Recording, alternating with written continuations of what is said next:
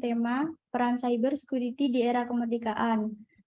Nah, hari ini kita kedatangan narasumber yang sangat luar biasa nih dari Kepala Museum Sandi Pertama Yogyakarta. Nah, beliau adalah teknisi di lingkungan Badan Cyber dan Sandi Nasional. Beliau adalah Bapak Setio Budi Prabowo SST. Bapak Setio Budi Prabowo SST, kami persilakan untuk pemaparan materinya untuk hari ini. Baik, terima kasih atas kesempatan yang diberikan. Mohon izin, ini saya mau share screen terlebih dahulu. Nah, apakah sudah terlihat? Sudah, Pak. Sudah ya. Baik. Assalamualaikum warahmatullahi wabarakatuh. Waalaikumsalam warahmatullahi wabarakatuh. Selamat siang, salam sejahtera untuk kita semuanya. Yang kami hormati Bapak Dedi selaku panitia dan juga dosen. Kemudian yang kami hormati Bapak Ibu semuanya para peserta webinar yang bertema peran cyber security di era kemerdekaan, dan juga para adik-adik mahasiswa dan juga adik-adik mungkin SMK yang sudah bergabung. Kita ngobrol santai ya pada siang hari ini gitu. Jadi nanti jika ada pertanyaan langsung disela boleh, monggo gitu kan, dipersilahkan. Hanya memang di sini saya menggunakan, di PPT saya menggunakan bahasa Indonesia gitu kan, karena biar tidak campur-campur juga gitu. Juga berusaha menggunakan bahasa Indonesia yang baik dan benar gitu. Karena ternyata bahasa Indonesia pun juga ada ujiannya seperti TOEFL juga itu. Nah, ini semoga cyber security ini kita Indonesiakan sebagai keamanan siber. Jadi kita akan membahas peran keamanan siber di era kemerdekaan. Nah, apa sih gitu kan yang harus kita lakukan nih gitu di era kemerdekaan? Memang zaman dulu itu apakah juga sudah ada gitu keamanan siber gitu. Nah, sebelum kita lebih jauh, izinkan kami memperkenalkan diri dahulu. Nama saya tadi sudah disebutkan, Setio Budi Prabowo, bisa dipanggil dengan Setio ataupun bisa dipanggil Tio, gitu kan. Boleh, adik-adik jika ketemu di luar, monggo disapa saja, dipersilahkan. Dan tema pada siang hari ini pas sekali dengan bulan, ya, bulan Agustus, dikarenakan di bulan ini tidak lama lagi kita akan memperingati ya, Hari Kemerdekaan Republik Indonesia. Nah, di bulan Agustus ini semoga adik-adik juga memiliki semangat juga dalam menjaga negara kesatuan Republik Indonesia, karena untuk menjaga negara ini tidak hanya menjadi tanggung jawab pemerintah ataupun aparat gitu kan, ataupun pejabat negara gitu kan, itu tidak, tapi menjadi tanggung jawab kita semua, termasuk Bapak Ibu, Mas Mbak, adik-adik semua yang hadir di sini memiliki tanggung jawab gitu kan, dalam menjaga negara kesatuan Republik Indonesia, khususnya jika Mas Mbak, adik-adik yang pada siang hari ini mengikuti webinar ini, ya, tentunya kita bisa berkontribusi di bidang keamanan siber. Kemudian untuk kesibukan saya saat ini mengelola sebuah museum, yaitu Museum Sandi yang berlokasi di Kota Baru. Jadi kalau Mas Mbak, adik-adik semuanya gitu kan mungkin heran, ini kok temanya cyber security gitu kok, yang ini orang museum gitu kan. Ya, makanya nanti mohon dimaklumi gitu jika ada yang kurang gitu kan, atau yang mau berdiskusi dipersilahkan. Karena sehari-hari saya mengelola museum, namun pada siang hari ini saya diminta untuk berbicara mengenai cyber security. Oke, ke slide berikutnya. Sebelum beranjak ke yang lain, ada sebuah quotes lah gitu kan. Nah, sebuah quotes.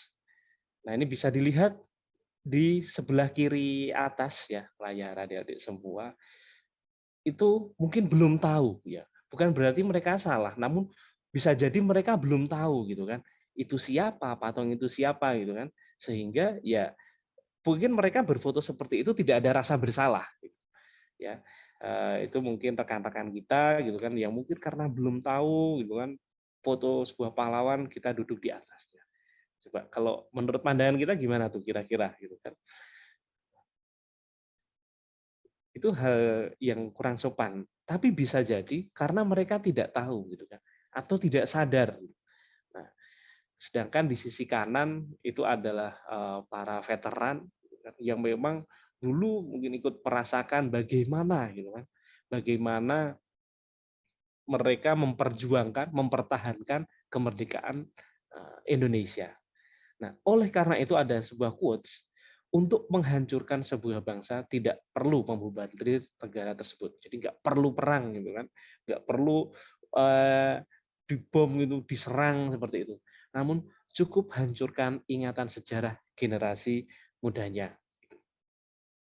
Nah, jadi quote tersebut memang cukup relevan gitu kan dengan keadaan sekarang ini. Jika kita malas gitu kan belajar sejarah, jika kita acuh gitu kan, jika kita abai gitu kan dengan sejarah atau dengan peran para pahlawan, para pendahulu kita abai gitu kan. Nah, kita tinggal menunggu kehancuran dari bangsa Indonesia. Oleh karena itu, saya berbicara pada siang hari ini juga mengajak seluruh rekan-rekan para peserta, yuk sama-sama kita ikut menjaga bangsa dan negara ini. Tentunya lewat keilmuan kita. Ini ada sebuah hal baru yang memang saya rasa sebagian besar mungkin sudah tahu bahwa Pak Presiden sendiri juga dalam pidatonya menyampaikan bahwa kita harus siaga menghadapi ancaman kejahatan siber, ya, termasuk kejahatan penyalahgunaan data, di mana data adalah jenis kekayaan baru bangsa kita, dan saat ini data lebih berharga dari minyak. Dalam bidang pertahanan keamanan pun juga kita harus tanggap dan siap menghadapi perang cyber atau cyber war. Nah, seperti kita ketahui semua bahwa sekarang untuk bisnis, kalau dulu mungkin minyak oke, harganya mahal. Kalau sekarang data mulai dari data pribadi, oke, jangan data pribadi, sampai data aktivitas gitu kan. Data aktivitas banyak perusahaan berlomba-lomba gitu kan memperdagangkan. Terus terang ini kenapa banyak diperdagangkan? Karena aturan mengenai perlindungan data pribadi saat ini pun juga masih belum goal dan ini masih menjadi tantangan negara kita gitu kan, untuk melindungi data. Dan data-data tersebut gitu kan, dapat digunakan untuk berbagai macam tujuan, baik untuk tujuan yang baik, ya. Jadi untuk membangun negara ini gitu kan, dibutuhkan data-data. Dan itu memberikan keuntungan bagi bangsa dan negara kita. Termasuk ketika bisnis itu bisa memberikan keuntungan data-data. Jika dalam lingkup skala kecil, katakanlah adik-adik punya usaha, itu data-data konsumen, kemudian oh ini tuh sukanya makanan X, makanan Y. Jika kita kumpulkan dalam jumlah banyak, gitu kan, itu menjadi sebuah data yang berharga dan kemudian kita analisis bisa menjadi sebuah knowledge yang mampu membantu bisnis kita. Namun demikian, data-data tersebut itu juga bisa disalahgunakan. Baik mulai dari sisi ekonomi gitu kan. Jika data-data tersebut dikumpulkan, kemudian yang dikumpulkan cukup banyak gitu kan. Makanya ada sekarang mulai bukan mulai ya, sudah gitu kan, sudah berjalan tentang big data gitu kan, mengumpulkan data yang cukup banyak gitu kan. Kemudian dilakukan analisis sehingga menjadi sebuah knowledge yang mana itu digunakan dalam pengambilan keputusan. Oleh karena itu data memang hal yang penting. Dan itu didapatkan dari mana? Kalau zaman dulu untuk mendapatkan data itu masih sifatnya manual. Makanya kita kenal dulu untuk mendata penduduk Republik Indonesia ada namanya sensus. Sampai sekarang masih berlaku. Kalau zaman dulu sensus, petugas sensus itu datang tuh ke mana? ke rumah-rumah mendata, isi formulir gitu kan, kemudian ngecek gitu kan. Dan kalau lokasinya di pelosok-pelosok di desa-desa, ya mereka harus mendatangi tempat-tempat tersebut. Namun saat ini data ini bisa lebih mudah dikumpulkan ya, dengan adanya cyberspace, ruang siber. Itu data lebih mudah dikumpulkan. Bahkan diri kita pun gitu kan, baik secara sadar ataupun tidak sadar sudah merelakan data-data kita itu untuk dikumpulkan. Contoh kita mau buka rekening di bank, gitu kan. Jadi ya sudah kita harus merelakan tuh, gitu kan, data-data kita, gitu kan, serahkan pada bank kita, kemudian oke lah mungkin masuk universitas ataupun mengikuti kegiatan-kegiatan, gitu kan, survei, gitu kan, ikut survei di internet, kita memasukkan data. Begitu juga ketika kita menggunakan media sosial. Kita ya dengan rela ya sudah kita kumpulkan data-data kita. Termasuk kalau kita install aplikasi gitu kan. Oh ini aplikasi ini nanti akan mengambil data kontak Anda gitu kan. Wah, kayak saya butuh aplikasi ini. Ya kita tiba-tiba menyerahkan saja gitu kan data-data kita. Sehingga gitu kan. Ya sudah, itu data-data kita sudah ada di mana-mana. Dan itu ketika nanti dianalisis akan mempunyai manfaat, namun di sisi lain juga memiliki kerawanan. Nah, ini tantangan aktivitas kita sehari-hari di zaman ini. Ya. Mungkin zaman setelah kemerdekaan itu belum, masih manual. Namun di sini saya berbicara dengan adik-adik yang mayoritas mungkin lahir di atas tahun 90. Ini betul ya, adik, para peserta di sini lahir di atas tahun 90. Mungkin yang di bawah tahun 90 ini ya, minoritas. Kita mulai dari bangun tidur gitu kan. Dari bangun tidur ya, kita sudah apa nih adik-adik? Ngecek HP, ada nggak yang bangun tidur itu nggak ngecek HP gitu? Ya, mungkin ada, tapi sedikit. Jadi bangun tidur gitu kan, sebelum tidur gitu kan. Bahkan kita tidak jauh-jauh dengan perangkat gawai kita. Dan perangkat gawai kita memang memudahkan kita. Kita mau pesan makan, bisa. Kita mau transfer nih, kita gampang tuh lewat HP juga. Pengen ketemuan gitu kan, tinggal video call gitu kan.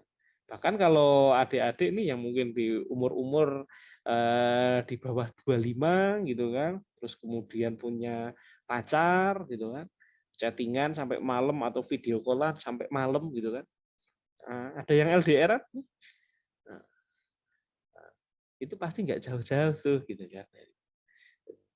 Kemudian ketika kita transaksi nih, pakai mobile banking ya. Dan transaksi pakai mobile banking ada hubungannya dengan gambar sebelah kiri bawah.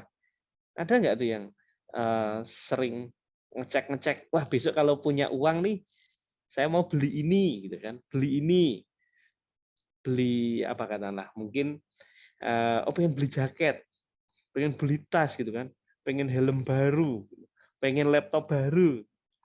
Ya, meskipun belum beli nih, gitu kan, baru ngelihat aja. Jadi nggak beli nih, ngelihat aja.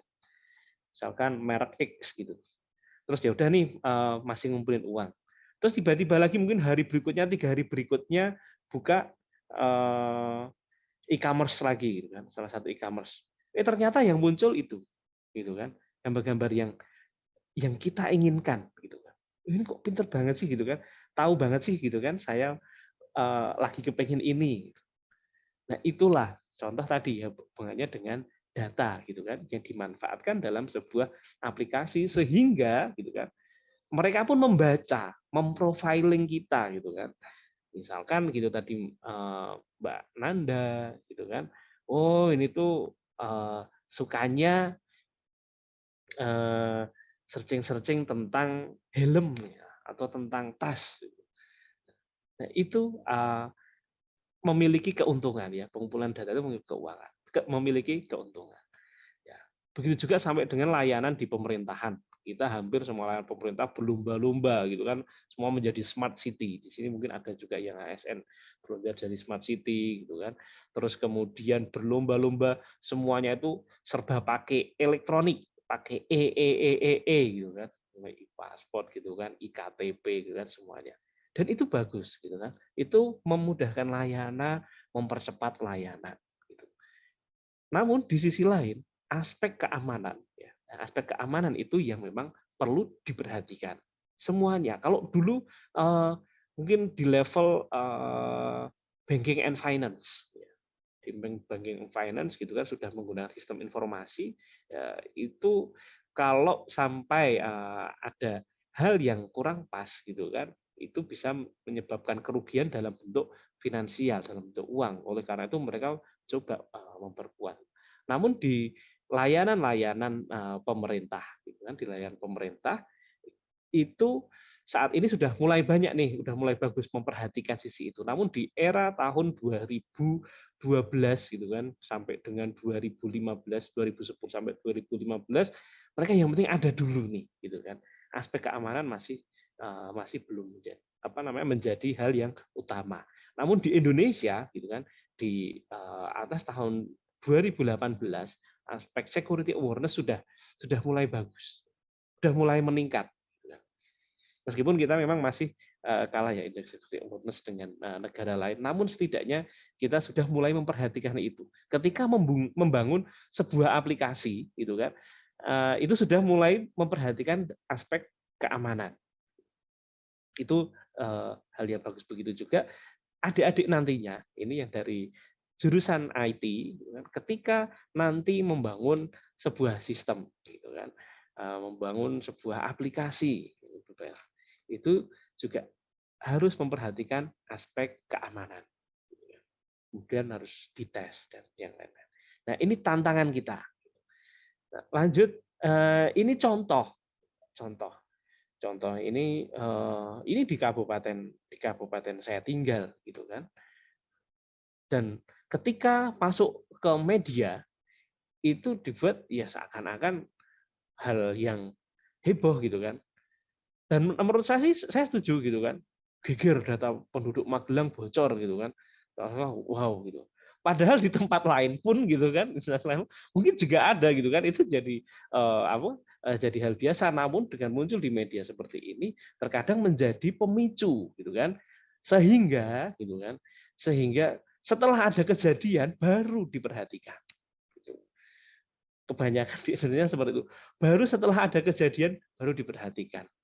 Nah, itulah kenapa gitu kan di Indonesia tentang cyber security ini memang perkembangannya agak lambat dan sekarang sudah menjadi lebih bagus karena ada kejadian-kejadian. Ya. Ini salah satu contoh kejadian yang memicu gitu kan, memicu mungkin kabupaten lain gitu untuk oh iya ya gitu kan bocor, padahal ini mungkin nggak canggih, nggak dihack gitu kan pakai hal yang teknis, itu mungkin enggak, lebih kepada bisa jadi terhadap keteledoran gitu kan, ketidakdisiplinan gitu kan, ya. Ataupun melanggar prosedur atau bahkan tidak memiliki prosedur gitu kan, prosedur dalam terima data. Nah, ini contoh dan semoga kita semua, termasuk diri saya pribadi, kita mengajak untuk lebih aware lagi terhadap data-data yang diamanahkan kepada kita. Oke, sebelum cerita tentang ini, apakah ada yang mau didiskusikan? Ada yang mau ditanyakan, rekan-rekan? Atau sudah jelas ya? Nah, baru pengantar.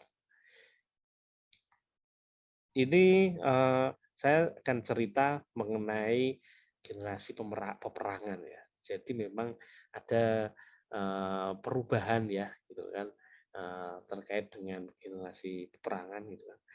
Perang generasi 1 gitu kan, kalau zaman dulu di era 1600-an ya, di abad 17, 18 itu jumlah orang tuh, manpower dan strategi itu cukup mempengaruhi. Jadi kalau jumlahnya dikit, lawan jumlah banyak, gitu kan, ya bisa jadi sedikit itu menang, namun gitu kan harus pakai strategi yang betul.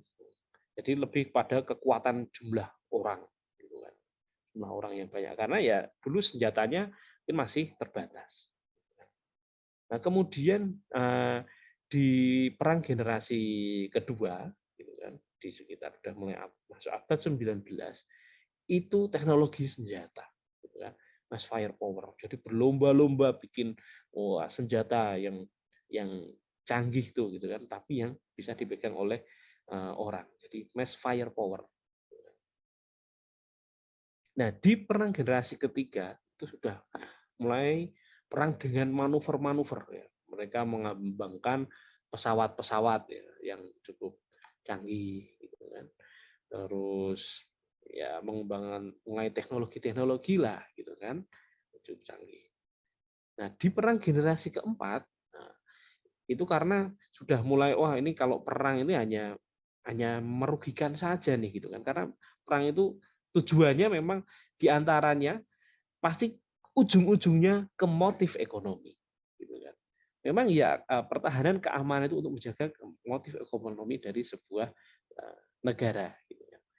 Nah, oleh karena itu mulai ada perang generasi keempat, ya, perang asimetris. Jadi minjem tuh kalau perang asimetris, misalkan Indonesia punya kepentingan gitu kan, dengan mana mungkin dengan Malaysia lah atau katakanlah dengan Thailand. Nah itu kita minjem nih gitu kan di Thailand Selatan nih ada katakanlah ada pemberontak atau yang tidak setuju dengan pemerintahannya gitu kan. Nah kita support mereka gitu. Jadi pakai tangan pihak ketiga gitu. Ya soalnya yang konflik mereka. Nah ini juga harus kita sadar ini kondisi saat ini gitu kan. Bisa jadi gitu kan. Apakah nih Indonesia ketika ada chaos dan yang lainnya ini memang murni ataukah bisa jadi nih ada negara lain gitu kan yang nggak ingin Indonesia ini damai, tenang gitu kan dengan mereka meminjam katakanlah tangan nggak harus negara lah, tangan organisasi ataukah tangan orang-orang lain gitu kan untuk melancarkan perang. Nah, perang itu sudah bergulir masuk sampai sekarang. Nah, yang sekarang mulai banyak yaitu berlanjut ke perang generasi kelima, yaitu perang cyber. Karena apa perang cyber? Yang ingin dicari adalah informasi. Dan tadi ada hubungannya dengan slide sebelumnya tadi. Daily life kita, gitu kan, kehidupan sehari-hari kita sudah data-data kita, gitu kan, yaitu sudah ada di cyberspace, di ruang siber. Sudah ada di ruang siber. Jadi ketika layanan pemerintahan, layanan perbankan kita mau makan udah pakai internet ya disitulah. Kemudian kita diserang. Nah, ini contoh dari generasi perangan. Dan daya tembus strategi perang siber atau informasi itu ini saya gambarkan di perang generasi 1 sampai 3 ya, itu yang ditonjolkan ataupun yang diserang adalah sisi pertahanan keamanan di sisi militernya dan sisi fisiknya, motifnya, gitu kan, militer fisik. Di perang generasi keempat, gitu kan, itu sudah mulai mengarah ke ekonomi juga dan juga ke politik, pertahanan ekonomi politiknya ditembus. Dan di perang generasi kelima, gitu kan, yang ditembus, gitu kan, mereka udah nggak lagi pakai kekuatan militer fisik, gitu kan, atau bahkan ekonomi, namun langsung mengincar ideologi kita, mindset kita. Jadi itulah kenapa, gitu kan, ketika kita mempunyai skill, ya, mempunyai kemampuan apapun yang cukup hebat, gitu kan.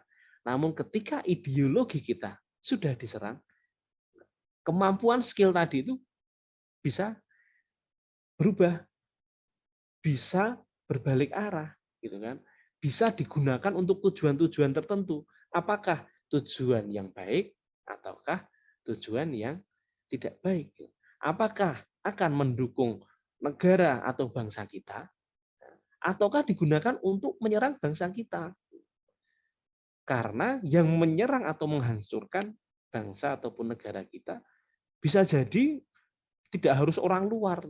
Wah, orang luar nggak suka punya, katakanlah contoh Singapura punya kepentingan apa namanya politik dengan Indonesia, nggak suka dengan Indonesia, tidak lantas yaudah mereka menggunakan hacker-hackernya Singapura untuk menyerang Indonesia, enggak. Cukup serang ideologinya, atau rekrutlah orang-orang yang dibayar gitu kan, dibayar mahal, adik-adik nih gitu kan, yang ikut di webinar ini kan, dibayar nih, kamulah cobalah hack tuh gitu kan, situsnya pemerintah, situsnya Kominfo gitu kan, cobalah seperti itu. Dan jika katakanlah jika terjadi sesuatu, yang disalahkan siapa ya? Ya pelakunya gitu kan. Mereka akan cuci tangan. Dan ideologi juga gitu kan, mindset kita gitu kan.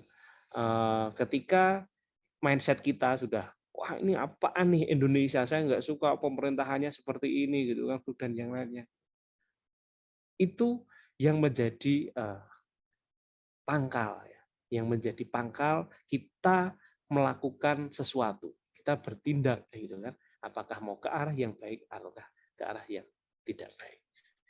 Dan itu bisa dilakukan dengan strategi perang siber.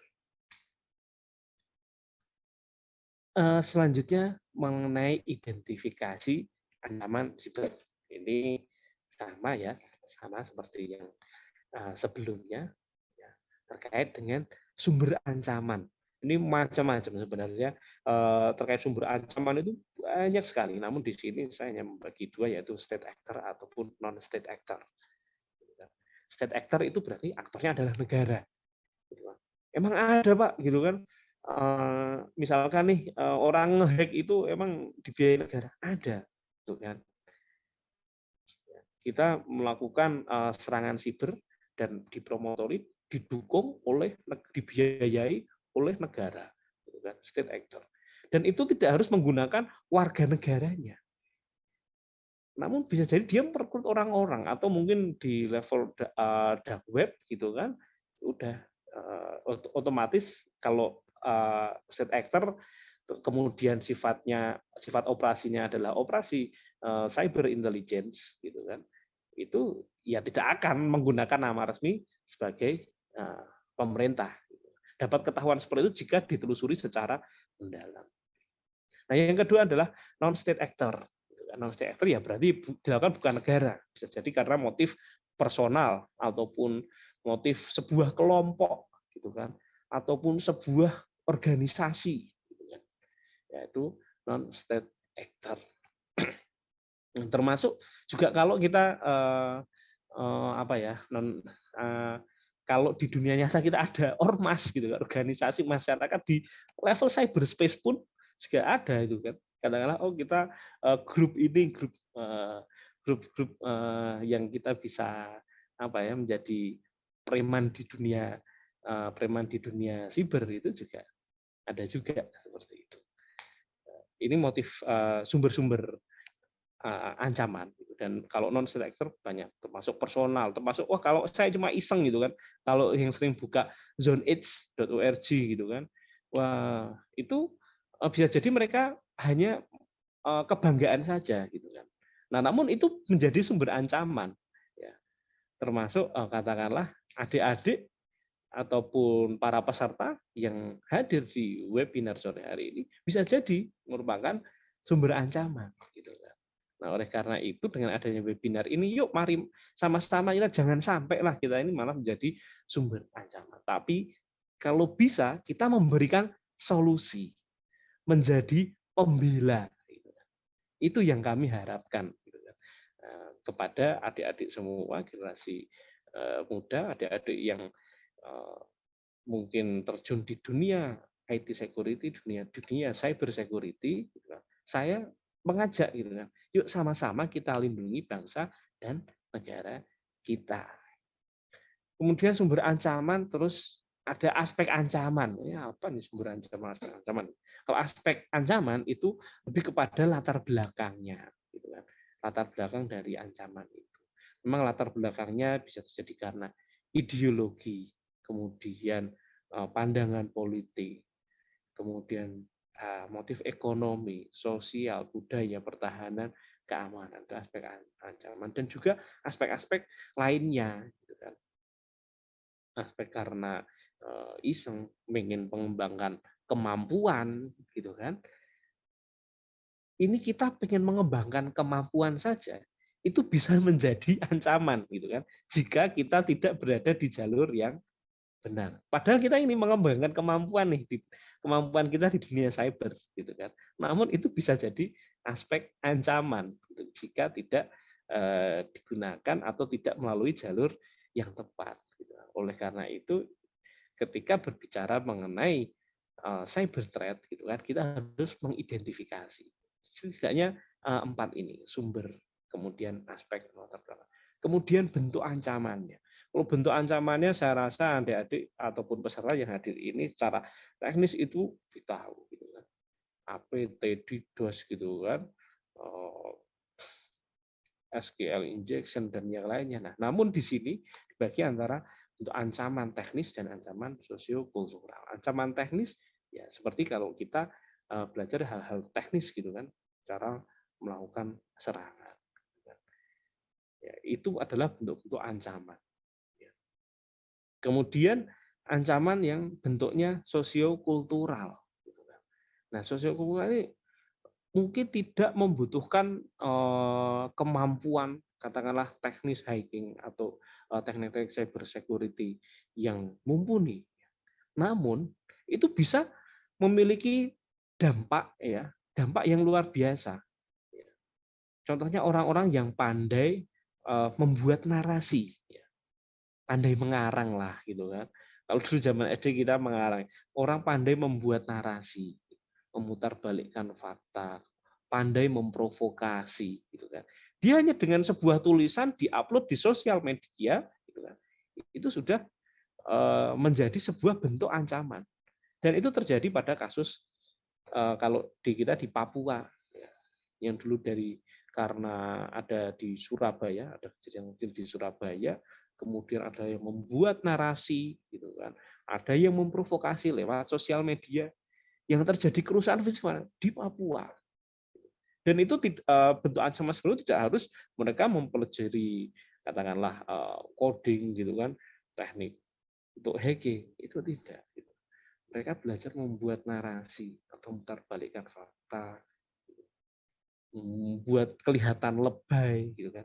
Dan itu ada ilmunya tersendiri, gitu kan. Ada ilmunya tersendiri. Nah, itu juga menjadi sebuah bentuk ancaman. Nah, kemudian dilihat dari jenisnya, gitu kan. Dilihat jenis ini menurut McDonald Terry, atau kalau menurut McDonald Terry cuma ada 3, yaitu jenis yang untuk ancaman terhadap hardware-nya, ancaman terhadap software-nya. Apa sih masa maaf itu salah ketik ya, maksudnya adalah hardware. Nah, itu masa hardware diserang sih gitu kan. Ya bisa jadi gitu kan. Jadi kalau punya teknik serangannya brutal ya katakanlah kita nyerang langsung ke perangkat kerasnya. Nah, makanya ada alat jammer, ada jamming, ada sabotase. Nah, itu yang diserang adalah hardware-nya. Juga dengan jenis ancaman yang mengancam pada software-nya. Jadi yang diserang adalah software-nya, gimana disisipi malware, gitu kan? Bagaimana software itu biar tidak bekerja dan tidak berjalan dengan baik. Dan juga jenis ancaman terhadap data informasinya. Jadi dia hanya berfokus kepada data ataupun informasi. Nah, ini saya tambahi, gitu kan, jenis ancamannya terhadap orangnya.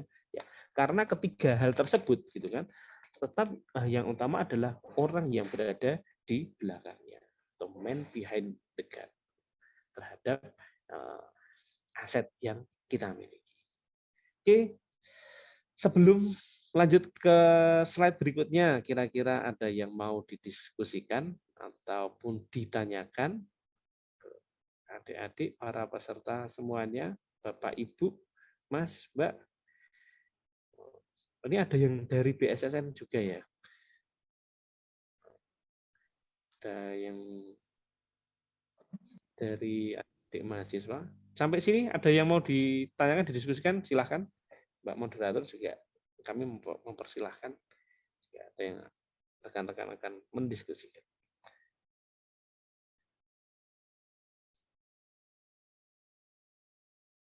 Atau mau kita lanjut atau cukup nih? Sampai berjam berapa ya? Kita ya.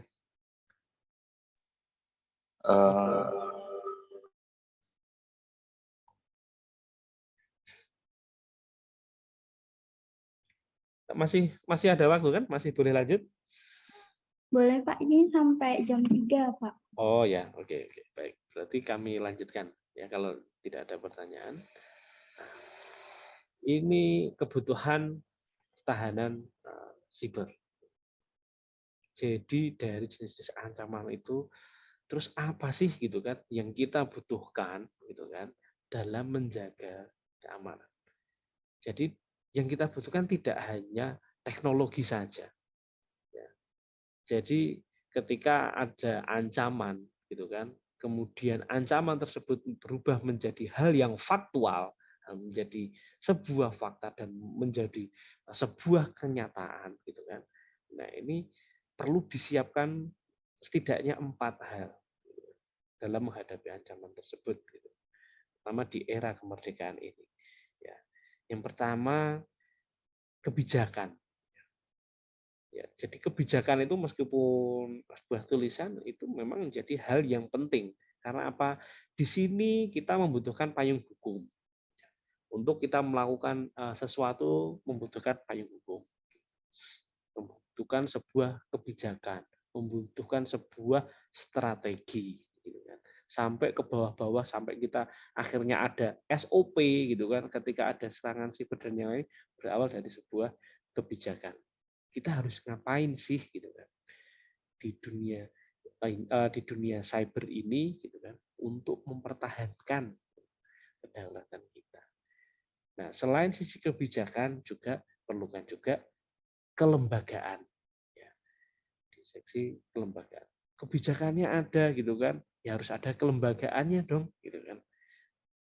Karena kalau tidak terorganisir gitu kan, apabila kita ingin mempertahankan sesuatu baik di level mungkin di level kecil gitu kan ataupun sampai di level negara, level state gitu.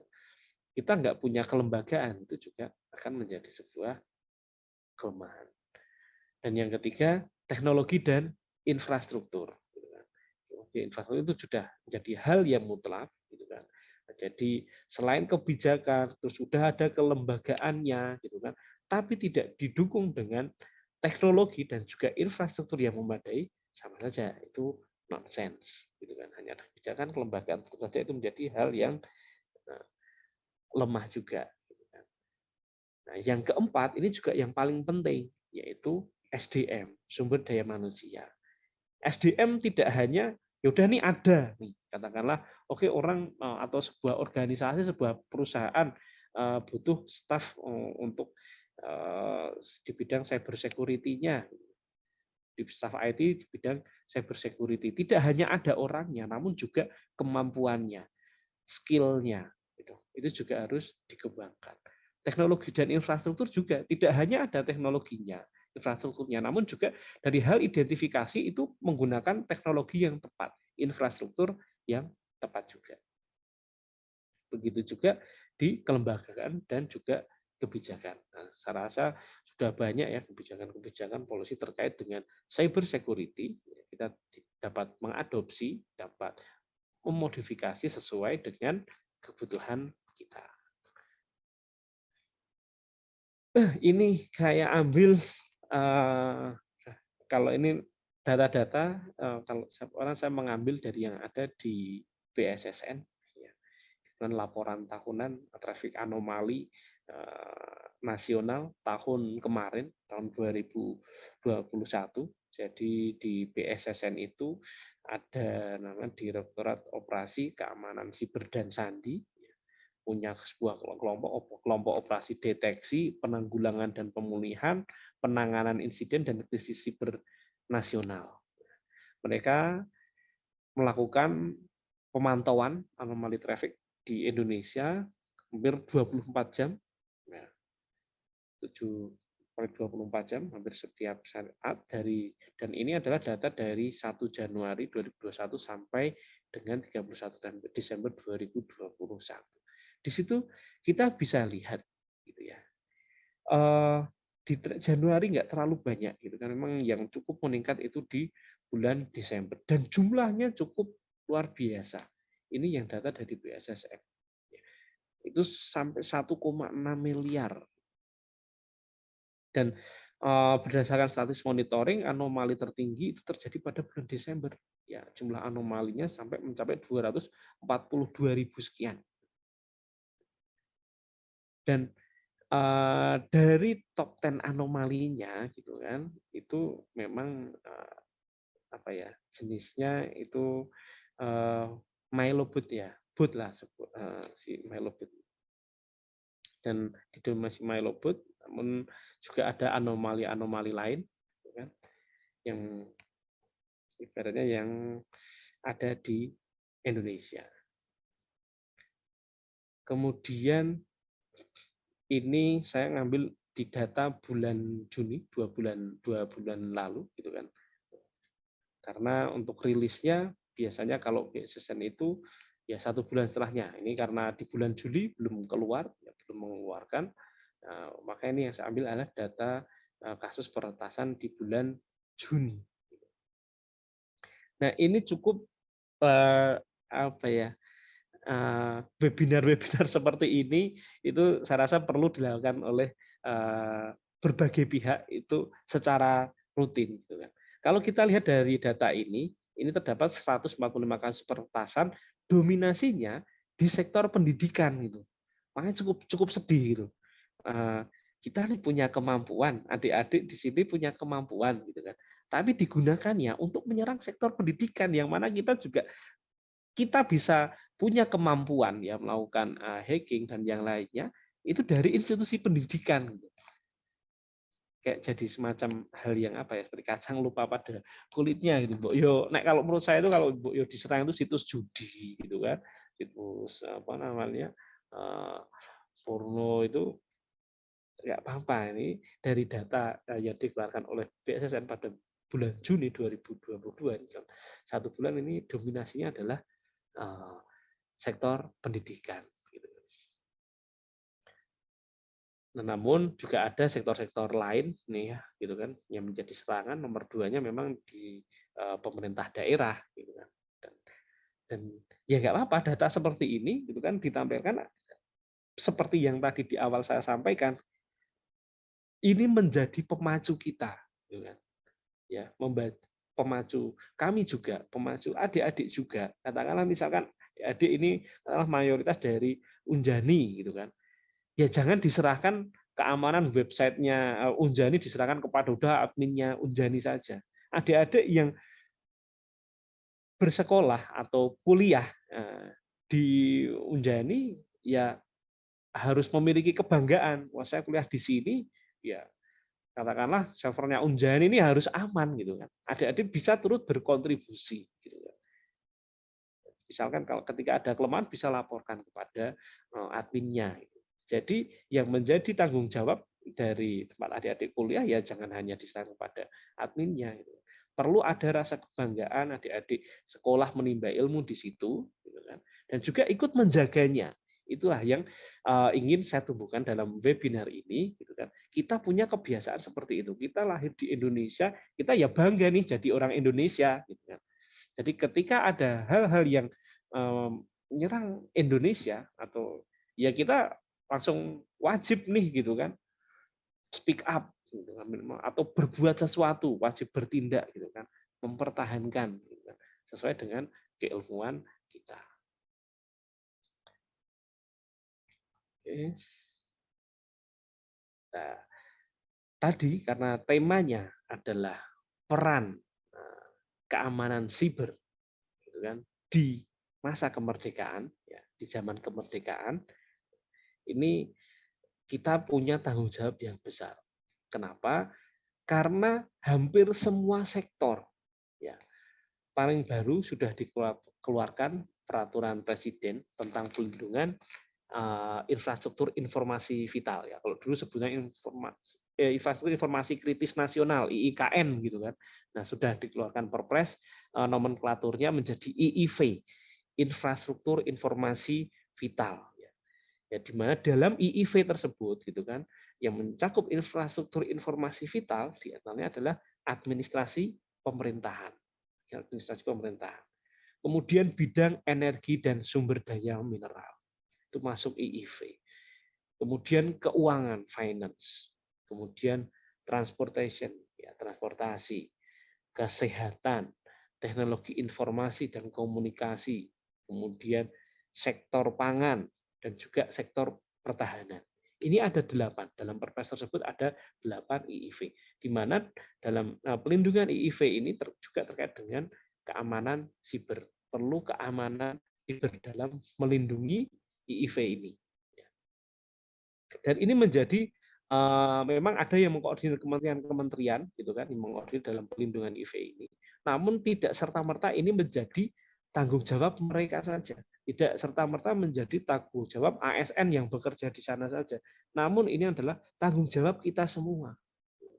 Karena apa? Jika salah satu sektor tersebut gitu kan, diserang ataupun lumpuh gitu kan, sehingga tidak bisa melakukan operationnya, dampaknya akan ke kita juga, ke masyarakat Indonesia, dampaknya ke kita. Oleh karena itu, yuk sama-sama gitu kan, kita jaga bersama-sama gitu kan, infrastruktur informasi vital nasional ini. Ini dari dimensi keamanan, memang tujuan dari pelindungan infrastruktur informasi vital IIV ini untuk melindungi keberlangsungan penyelenggaraan IIV secara aman, andal, dan terpercaya. Kemudian juga untuk mencegah terjadinya gangguan, kerusakan, ataupun kehancuran akibat serangan siber, ataupun ancaman ataupun kerentanan yang lainnya. Dan yang ketiga adalah untuk meningkatkan kesiapan dalam menghadapi insiden siber dan mempercepat pemulihan dari dampak insiden siber. Ya, karena apa? Tadi di awal ya sudah kita jelaskan daily life kita, gitu kan, layanan kita sehari-hari itu sudah menggunakan cyberspace. Ya, hampir semua sektor kita sudah menggunakan cyberspace keseharian kita. Kita belajar itu ditambah kemarin adanya pandemi gitu kan, hampir semuanya itu sudah menggunakan cyberspace di semua sektor. Ya. Kalau dulu kita pernah belajar tentang sejarah serangan siber di Estonia, gitu kan. Ketika dilakukan serangan siber terhadap negara Estonia, semua lumpuh. Karena apa? Gitu kan? Itu tadi sudah semua sektor itu sudah menggunakan IT, sudah canggih. Nah, di Indonesia ini sekarang sudah bermunculan banyak smart city. Ya, di mana-mana kepala daerah ingin mengembangkan smart city dan itu memiliki dampak ataupun tanggung jawab yang besar dalam aspek keamanannya. Ya. Di sisi lain, di sini adik-adik mahasiswa yang mungkin masih menuntut ilmu di bidang keamanan siber punya peluang bekerja lebih besar juga di bidang keamanan siber. Karena apa? Hampir semua sektor itu ya sudah memerlukan keamanan siber. Kalau dulu kita kenal sektor cyber security ya biasanya sih perbankan gitu yang bagus. Namun untuk saat ini semua sektor membutuhkan cyber security. Ya karena dimensinya yaitu tadi objek vital gitu kan, dan juga cyberspace itu diperlukan pelindungan infrastruktur informasi vital. Jadi itu dari webinar pada sore hari ini memang ada di slide ini. Dan ini memang sudah ada tadi ya policy-nya, ya policy ataupun kebijakan dari presidennya sudah ada. Kemudian di dalam kebijakan tersebut juga tadi kita berbicara tentang kelembagaannya juga sudah diatur. Misalkan sektor ESDM, siapa yang melalui kelembagaannya juga diatur. Begitu juga terkait dengan SDM, perangkat dan teknologinya. Nah, itulah peran keamanan siber di era kemerdekaan ini, dan mungkin sedikit flashback ya. Nah, sedikit flashback di bulan Agustus gitu kan. Itu ada beberapa, ada yang kenal ya kayak? Ada yang kenal nggak ini yang pakai topi pet? Kalau ada yang bisa jawab, kasihlah 200.000 nih dari saya transfer. Ada yang kenal?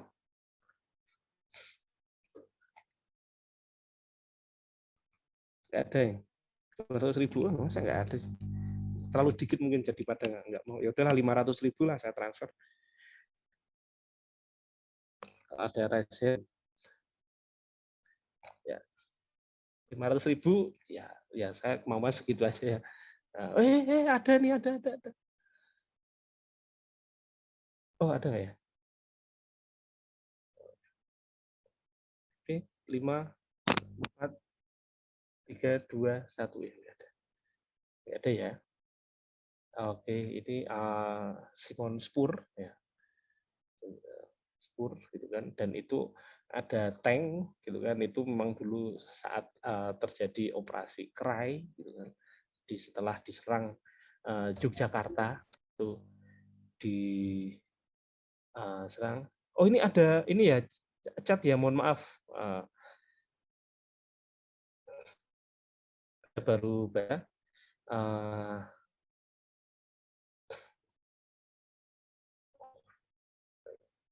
Nah, ini sedikit sejarah bahwa dulu gitu kan, saat operasi Krai gitu kan, bahkan sebelum operasi ini si Belanda gitu kan, Belanda itu mereka punya sebuah organisasi namanya NEVIS, Netherlands Force Intelligence Service gitu kan. Nah, atau Badan Intelijen Netherlands Indies gitu. Dan mereka punya gitu kan sebuah unit ya, unit 8 atau afdeling 8 yang mana memiliki tugas itu untuk memonitor ya, monitoring komunikasi para pejuang republik. Jadi mereka itu lebih pintar gitu. Kenapa? Ya, mereka bisa memonitor nih pergerakan kita, informasi kita, mencuri data-data kita gitu kan. Pergerakan kita. Selain mungkin di level teknologi gitu kan. Selain di level teknologi itu juga ada orang-orang kita ya yang memang mereka memilih untuk bekerja dengan pihak Belanda gitu kan. Dengan alasan apa? Ya gajinya lebih besar tentunya gitu kan. Ya.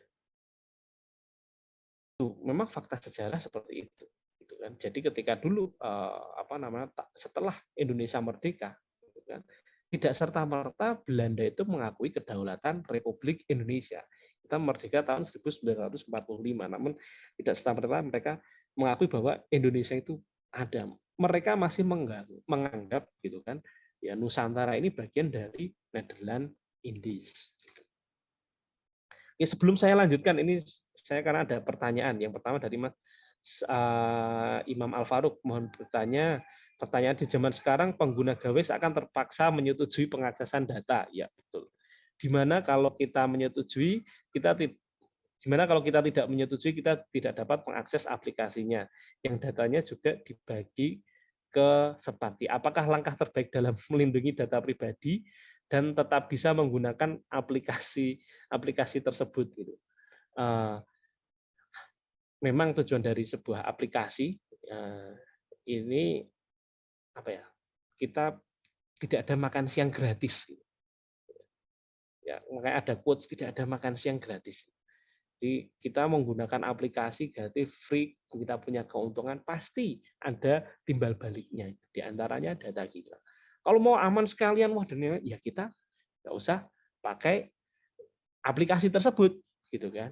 Nah, kalau kita katakanlah harus menggunakan aplikasi tersebut, gitu kan, ya kita ini ya namanya kita di dunia siber ya. Kalau trik saya ya kita menggunakan new identity, ya kita menggunakan identitas baru kita. Gitu kan.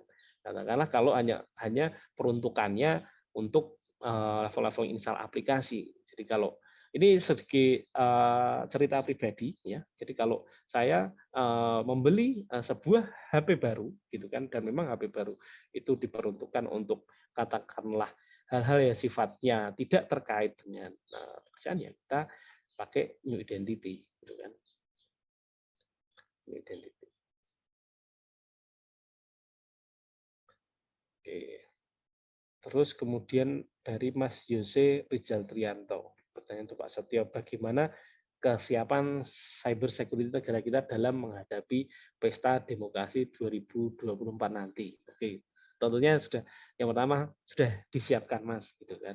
Nah ini seperti yang tadi kami sampaikan terkait dengan kesiapsiagaan cyber security, ini tentunya di event nasional pesta demokrasi itu pasti banyak sekali ancaman ya, baik yang bersifat teknis maupun yang bersifat sosiokultural. Bahkan sosiokultural ini lebih banyak gitu kan, karena apa, hampir semua masyarakat itu bisa menggunakannya gitu kan. Kalau sifat teknis mungkin orang-orang tertentu yang mempelajari tentang cybersecurity, tapi kalau sifatnya sosiokultural ini orang yang nggak belajar IT pun bisa. Nah memang kita sudah menyiapkan juga gitu kan, dan ini perlu didukung ya oleh rekan-rekan semua, oleh masyarakat dan juga oleh instansi lain. Tidak hanya menjadi tugas tanggung jawab pemerintah, namun tugas tanggung jawab kita semua supaya pesta demokrasi ini berjalan juga dengan adil, jujur, dan juga aman. Nah, yang kedua, bagaimana sebetulnya kedaulatan data kita di dunia siber saat ini dengan banyaknya pemberitaan di media, ratusan ribu hingga ratusan juta data penduduk RI diduga bocor dijual di forum-forum. Ini kalau bicara mengenai kedaulatan data, ini sebenarnya bukan kedaulatan, tapi lebih kepada perlindungan data pribadi. Perlindungan data pribadi gitu. Saat ini terus terang belum ada perlindungan data pribadi ini dari pemerintah. Ya, saya bisa mengatakan seperti itu apa? Karena kebijakan ataupun polusi peraturan perundang-undangan tentang PDP, perlindungan data pribadi, sampai sekarang belum disahkan. Nah, jadi ya mohon juga rekan-rekan ikut mendorong, ya, ikut mendorong, jangan hanya kami saja, karena memang untuk menjadi undang-undang PDP itu tidak hanya disahkan oleh Presiden, namun juga oleh DPR, dan itu sudah dari tahun 2011 kalau tidak salah, itu undang-undang PDP sampai saat ini, sampai 2022 belum disahkan juga. Jadi gimana ya, sejauh ini tadi kan ada kebijakan kelembagaan gitu kan, teknologi, SDM, itu dari sisi kebijakan saja belum.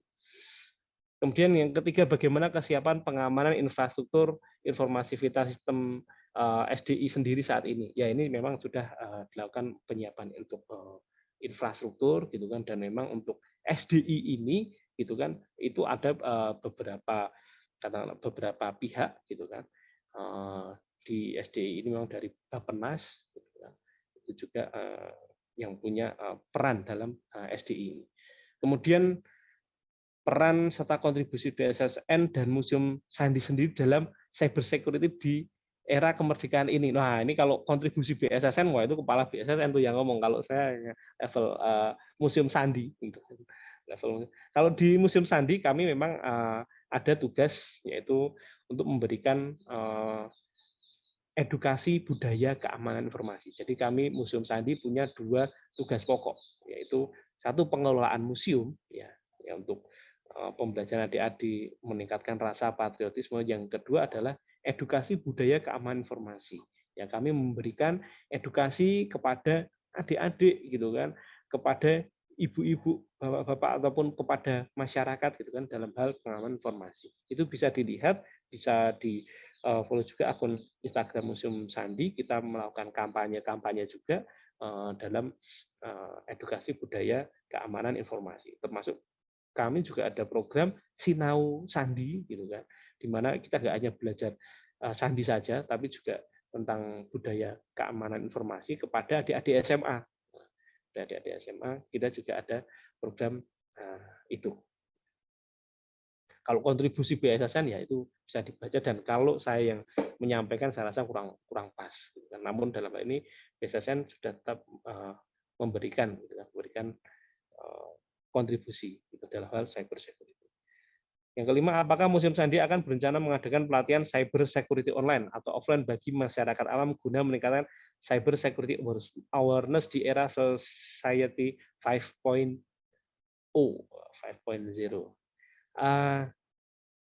Pelatihan cyber security secara online kita sifatnya mungkin bukan pelatihan, kan?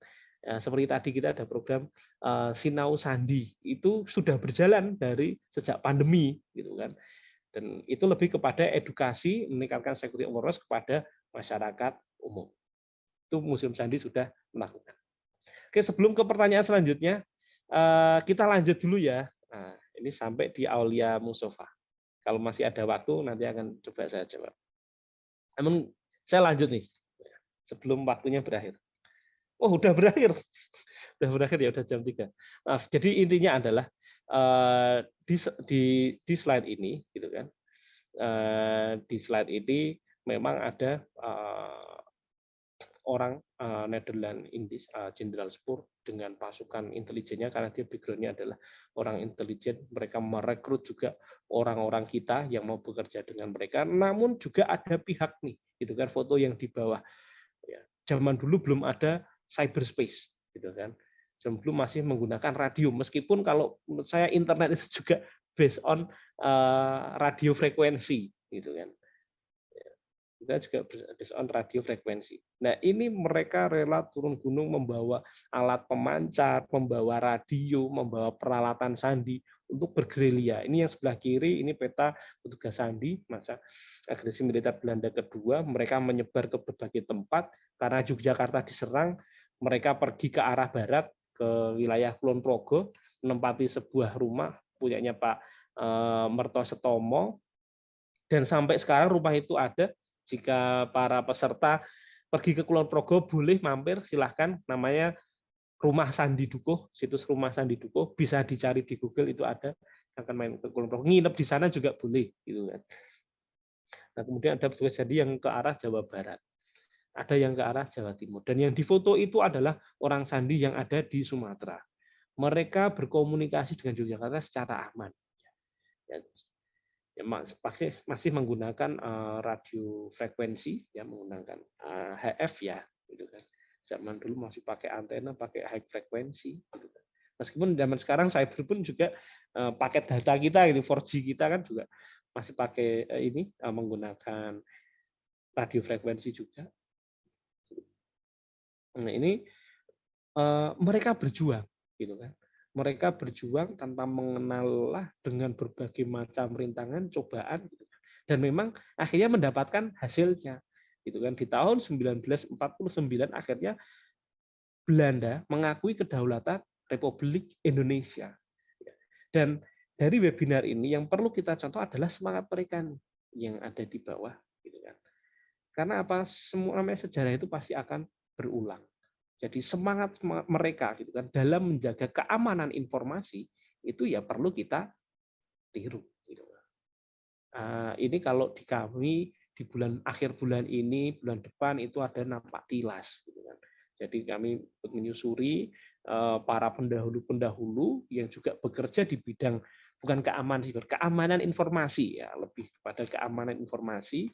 Ya, mereka dalam mengamankan informasi jalan kaki, gitu kan, bawa alat, dan itu kita tradisi itu kita lanjutkan sampai dengan saat ini. Kemarin sempat terhenti karena adanya pandemi, insya Allah tahun ini akan dilanjutkan kembali. Dan nilai-nilai, gitu, nilai-nilai itu juga kami sosialisasikan. Ya, ini ada kalau sebuah spirit, ya, sebuah spirit untuk orang-orang yang bekerja di bidang keamanan informasi, bukan cyber security, tapi bidang keamanan informasi. Dan ini ada dari dulu. Dan saya rasa sampai sekarang pun masih juga relevan.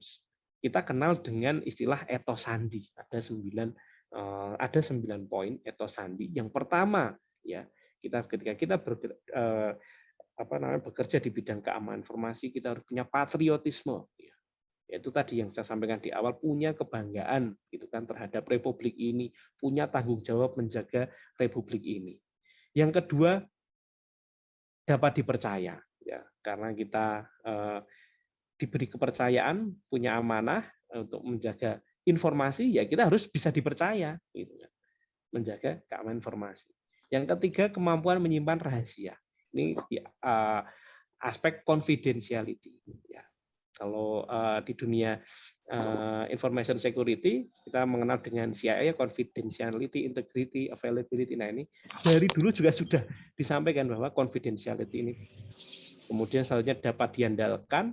Ya, berbagai masalah kita harus bisa jadi dapat diandalkan. Kemudian punya dedikasi yang tinggi, bukan Mas Yedi ya, tapi dedikasi. Kemudian punya disiplin, ya, disiplin yang tinggi. Kemudian ada rasa tanggung jawab, kemudian jiwa korsa, dan selanjutnya kita juga punya mandiri. Itu dikit poin untuk kita-kita nih yang bekerja di bidang keamanan informasi. Dan tadi sudah sampaikan, sejarah itu akan berulang.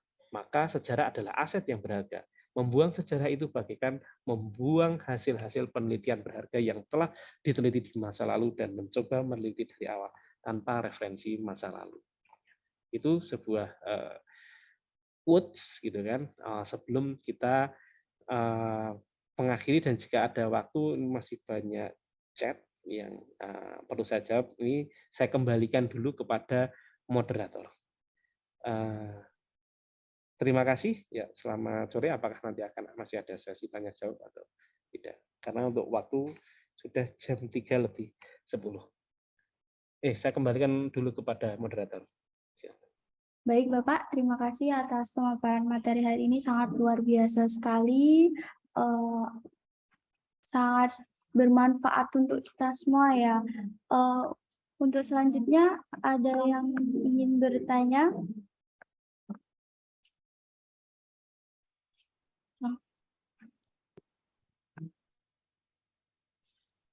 Halo. Halo. Iya, monggo silakan. Baik Kak, langsung. Terima kasih. Terima kasih atas kesempatan yang diberikan. Nama saya Nathan dari Minduk. Pak, di sini saya Pak mengingat daripada konsep materi yang Bapak tadi sudah sampaikan mengenai identifikasi keamanan cyber, yang di situ tertuju daripada sumber dan ancaman cyber. Nah, bagaimana kita Pak sebagai daripada generasi milenial Pak mampu menyikapi secara nilai strategis agar menghindari daripada persoalan tersebut. Contohnya seperti ini Pak, saya seringkali menerima SMS maupun notifikasi di berbagai media sosial saya Pak. Contohnya WhatsApp, suatu organisasi atau komunitas yang ada untuk mengikuti ketergabungan ataupun untuk meminta sumbangan Pak. Takutnya Pak kita akan berintegrasi satu komunitas yang berlainan arah dengan Pancasila Pak. Itu saja Pak, bagaimana kita sebagai langkah milenial menyikapi secara langkah strategis Pak agar menghindari persoalan tersebut. Terima kasih. Baik, terima kasih. Langsung saya jawab saja ya, Mbak Moderator. Baik Bapak, dipersilakan waktu dan tempatnya. Baik, terima kasih. Baik, kalau langkah sebagai milenial apa nih? Yang pertama nih, perbanyak literasi keamanan siber. Itu kunci utama. Perbanyak literasi keamanan siber. Ya, jangan kita malas membaca, mencari referensi gitu kan, terkait dengan teknik-teknik yang bisa merugikan diri kita, teknik-teknik serangan yang merugikan diri kita gitu kan. Nah, kalau terkait dengan peran strategis apa yang bisa dilakukan milenial untuk menghindari gitu kan ancaman-ancaman tersebut, ya saya rasa untuk menghindari itu sulit. Kita harus hadapi. Jadi memang ancaman-ancaman tersebut ya kita harus hadapi, gitu kan. Dan salah satu langkahnya tadi literasi, information security awareness itu membaca, gitu kan. kita baca sehingga kita bisa tahu bagaimana harus bertindak. Contoh gitu kan, katakanlah tadi ada grup SMS gitu kan, dikirimi link gitu kan, atau bergabung ke grup-grup WhatsApp gitu kan, yang mana kalau kita memiliki literasi yang bagus, oh ini grup WhatsApp nih gitu kan, oh ini bagus nih gitu kan, katakanlah yang mungkin suka dengan katakanlah yang muslim gitu kan, terkait dengan kajian-kajian menambah ilmu itu bisa. Namun ketika sudah apa namanya mengarah kepada cyber terorisme gitu kan, nah kita harus waspada gitu kan, itulah, dan kita bisa waspada seperti itu dengan memperbanyak literasi gitu kan.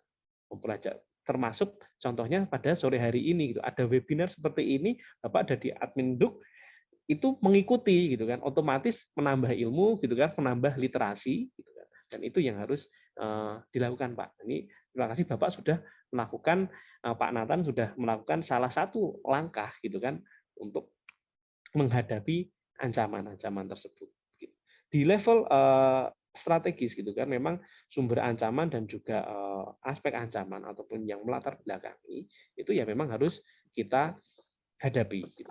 Jadi sebagai contoh kalau tadi ada SMS, WhatsApp dan yang lainnya, itu sudah betul langkah Bapak harus waspada. Gitu kan. Waspada. Kira-kira karena apa kadang kita tidak tahu, gitu kan. Kita menjadi anggota grup WhatsApp, gitu kan, dan kita tidak memiliki literasi ataupun tidak suka membaca misalkan dampak hukum gitu kan terhadap sebuah perbuatan di ruang siber, contoh gitu kan, screenshot gitu kan. Kalau kita screenshot nih misalkan di grup WhatsApp, contoh aja screenshot di grup WhatsApp kemudian kita kirimkan gitu kan ke orang lain tanpa persetujuan gitu kan seluruh anggota grup WhatsApp gitu kan, dan ada salah satu grup anggota grup WhatsApp tidak terima gitu kan, kemudian mereka menuntut ke ranah hukum, itu bisa menjadi masalah seperti itu. Dan mungkin yang di Penhal nggak tahu juga, wah saya nggak tahu ya, kayaknya biasa aja nih kita screenshot kirim itu hal-hal yang biasa gitu kan. Nah, namun ketika kita sudah mempunyai literasi yang cukup bagus di bidang cyber law gitu kan, itu bisa kita akan jadi lebih berhati-hati lagi terhadap seluruh tindakan kita.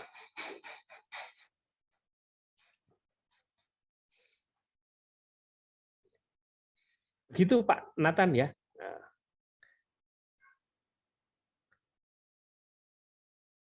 Halo, cek. Gitu Pak Nathan ya. Ya, jadi begitu ya Kak Nathan. Pak Nathan. Apakah sudah jelas atau kurang jelas? Iya Kak, saya sangat terima kasih Kak. Tapi ini yang jadi pertanyaan saya, tapi sudah tidak dijawab lagi tidak apa-apa karena konsekuensinya waktu. Pertanyaan saya, mengapa mereka bisa mengetahui nomor saya padahal saya tidak bagikan sama mereka? Itu yang saya ingat, bagaimana sistem algoritmanya itu bisa mempelajari daripada nomor pribadi saya dan mereka kenali. Terima kasih Pak, itu saja Pak. Tapi ilmu pengetahuannya sangat bagus Pak. Terima kasih Pak, selamat sore. Ya, selamat sore. Pak Nathan dari admin Duk mana Pak?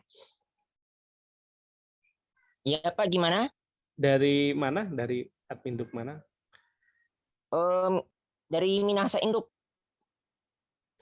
Oh, Sulawesi. Oh, Minahasa Induk. Oke. Baik, Pak.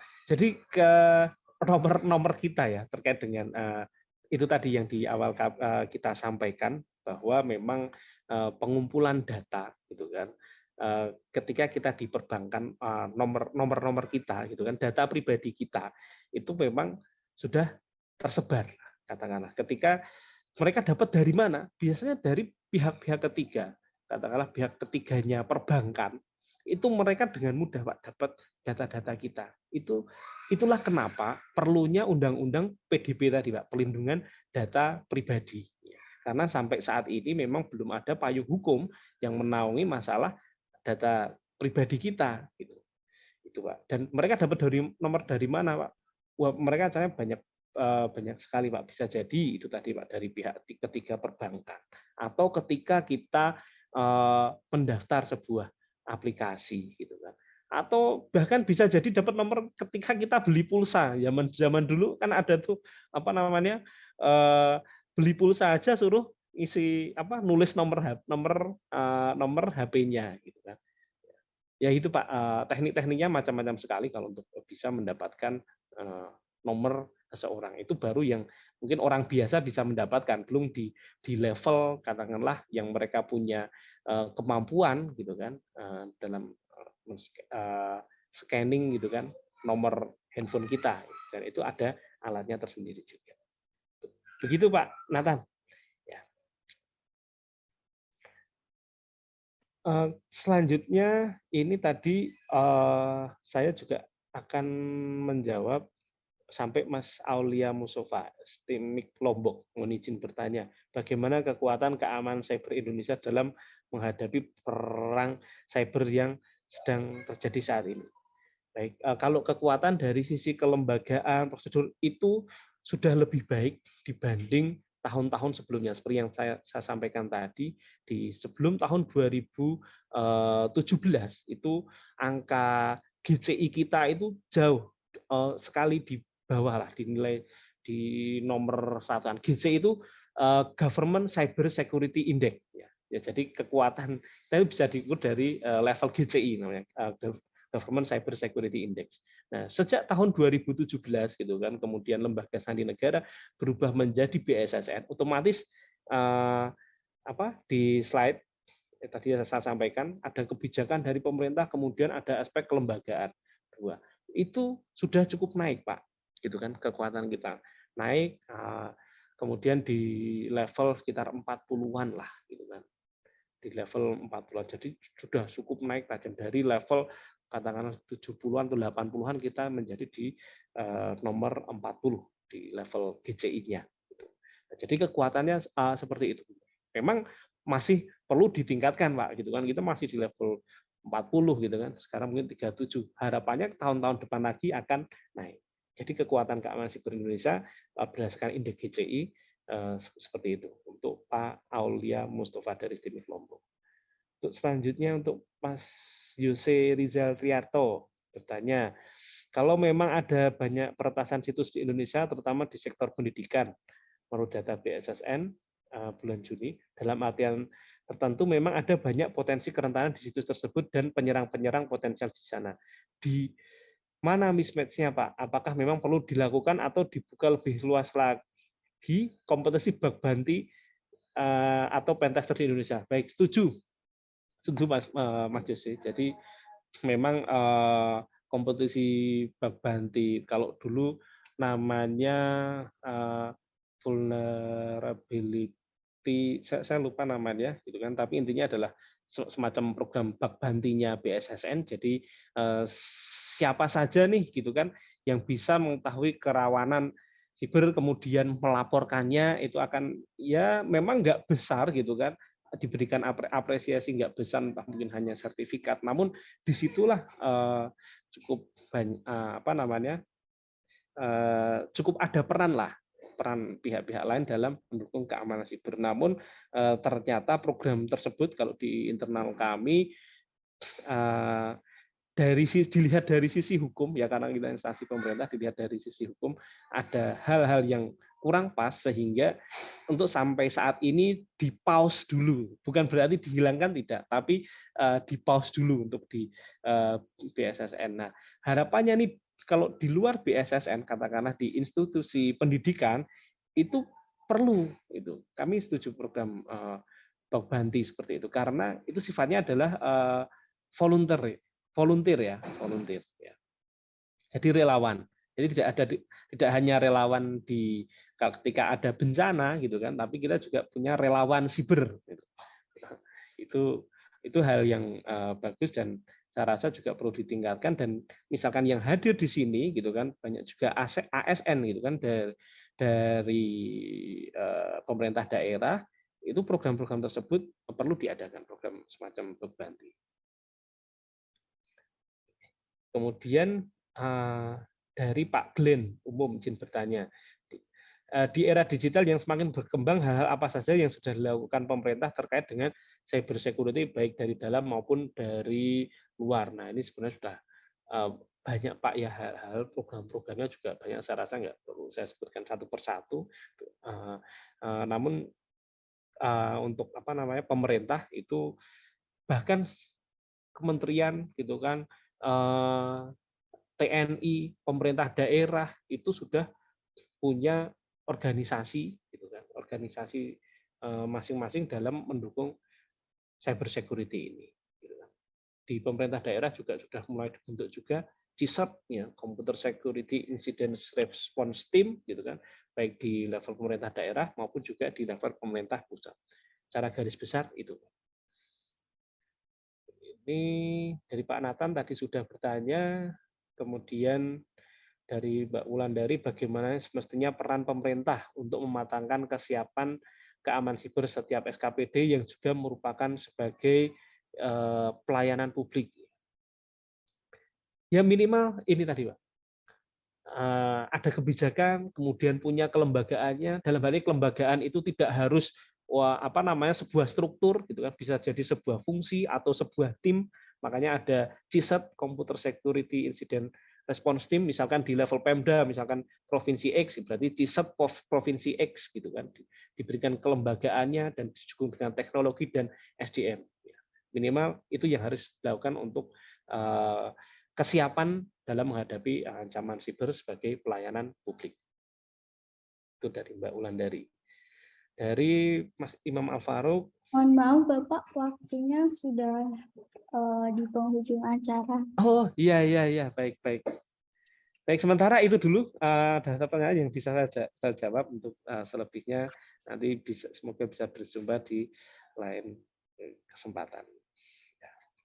Baik Bapak, terima kasih atas materinya yang telah disampaikan hari ini.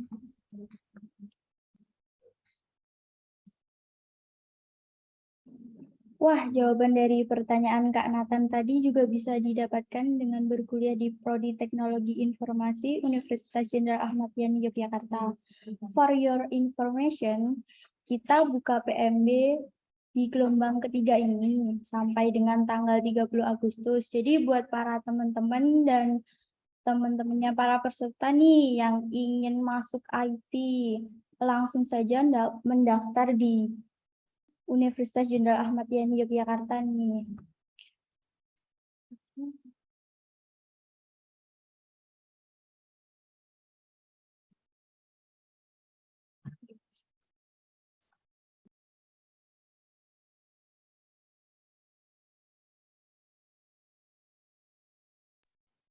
Wah, untuk para peserta ada door prize nih untuk para peserta yang meng-up atau SS webinar hari ini dan di-up di Instagram, lalu nge-tag Himatekno serta follow Himatekno.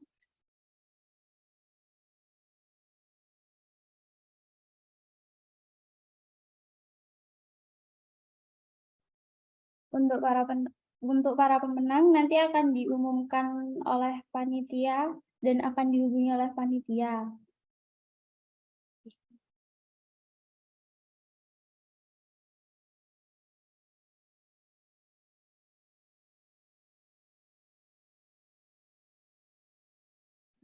Nah, untuk door prize ini diperuntukkan yang ada di Jogja. Dan karena door prize ini bisa diambil di kampus 1 Unjaya. Alhamdulillah, kita telah sampai di penghujung acara. Para hadirin yang saya hormati, terima kasih banyak kepada narasumber Bapak Setio Budi Prabowo dan para peserta yang telah hadir pada sore hari ini menyempatkan waktunya. Semoga banyak ilmu yang didapat untuk hingga berguna di kemudian hari. Akhir kata, saya selaku pemandu webinar hari ini undur diri. Semoga kita dapat bertemu kembali di acara webinar lainnya. Apabila ada kurang lebihnya, saya pribadi mohon maaf. Terima kasih untuk semuanya hari ini. Wabillahi taufiq wal hidayah. Wassalamualaikum warahmatullahi wabarakatuh. Waalaikumsalam. Waalaikumsalam warahmatullahi wabarakatuh. Terima kasih Bapak Ibu. Terima kasih, Pak. Jika yang di luar Jogja silahkan berkunjung.